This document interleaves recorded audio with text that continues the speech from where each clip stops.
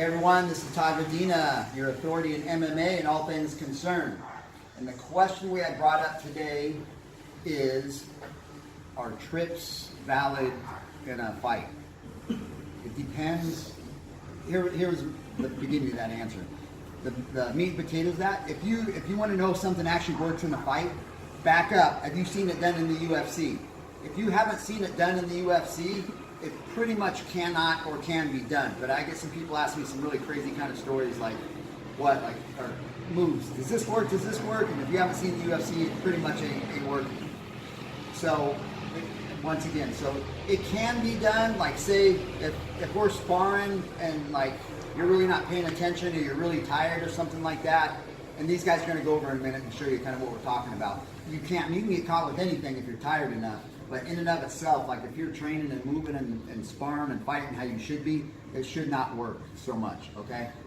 Or this guy's like a really high level and this guy's a really low level. But if you're pretty much even on levels, you're not going to get caught with this. So we're going to break it down a little bit. I'll have Nina and Rock show you kind of what they're talking about and go from there. Okay, so we're going to set this up. Rock's going to throw a jab, cross jab.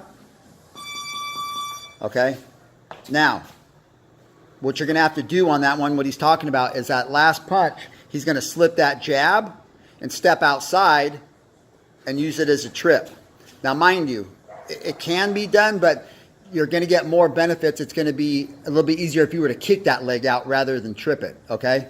Because there's too many slow steps. Yeah, if you kick it, like you can by all means kick a leg out rather than you can trip it out. But I mean, and a lot has to do with it too on who's taller, the size. There's some variables on that one. So one more time, we'll go with that. Jab, cross, jab, boom. Okay.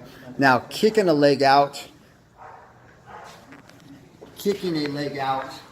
and tripping a leg out are two different things. Like if I just sit here and I blast it, and when you blast it and when you kick it, you want to kick it low down on the ankle anyway. Okay. So regardless, it's going to want to move that leg because it's the front of your shin is going to be a lot tougher than the side of your knee or the side of your ankle. So he'll move it, get you to move it for it.